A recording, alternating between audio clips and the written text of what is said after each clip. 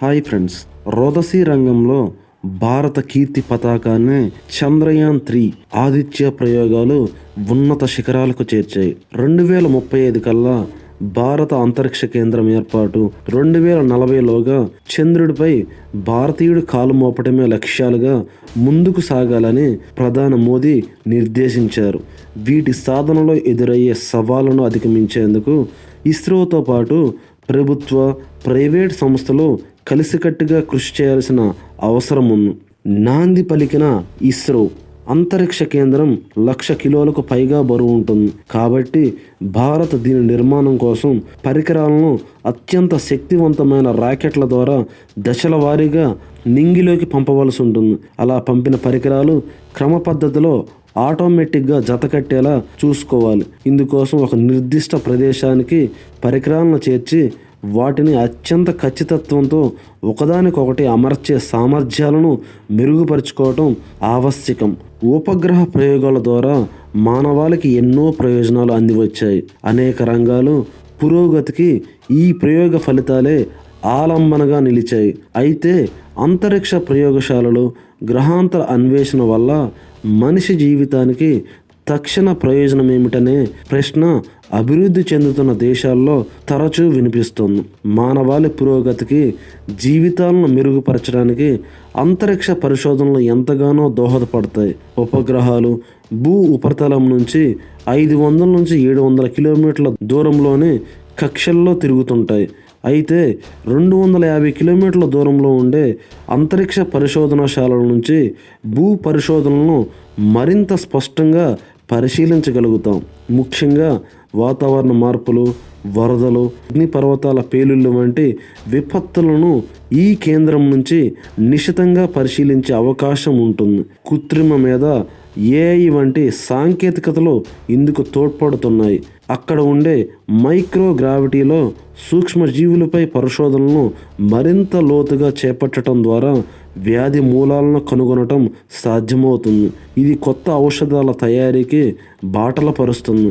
ఇలా వైజ్ఞానిక పరంగానే కాదు, అంతరిక్ష పర్యాటకం వంటి కార్యక్రమాల ద్వారా వాణిజ్య పరంగాను అభివృద్ధి సాధించడానికి రోదసీ పరిశోధనలు దోహదపడతాయి. ఇక చంద్రగ్రహ ప్రయోగాల విషయానికి వస్తే, జాబిల్లిపైకి భారతీయులను పంపటం ద్వారా దేశ సాంకేతిక ప్రతిభ ప్రపంచ యావనికపై మరోమారు ప్రస్ఫుటమవుతుంది. ఈ లక్ష్యాన్ని సాధించడం కోసం పరికరాలతో పాటు వ్యోమగాములకు అవసరమయ్యే ఆహారం, ఔషధాలను అభివృద్ధి చేసుకోవాల్సి ఉంటుంది. ఇంధన, కమ్యూనికేషన్ వ్యవస్థలు, నియంత్రణ, గమన నిర్దేశన, కంట్రోల్, నావిగేషన్, గైడెన్స్ వ్యవస్థల్లోనూ పురోగతి సాధించాల్సి ఉంది.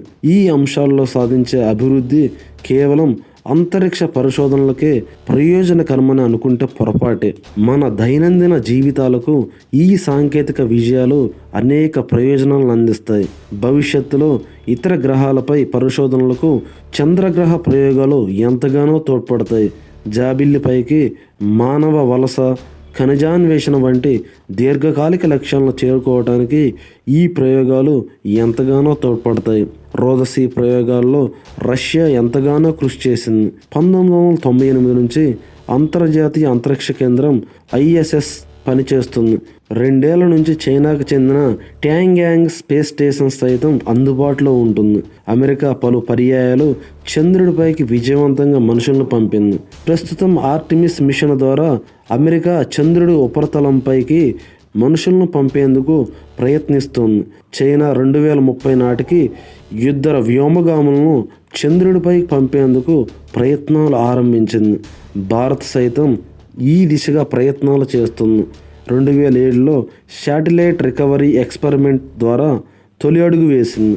ఇటీవల విజయవంతంగా ప్రయోగించిన గగనయాన్ TVD-1 రోదసీ యాత్ర దిశగా మరింత విశ్వాసాన్ని పాదుగొల్పింది.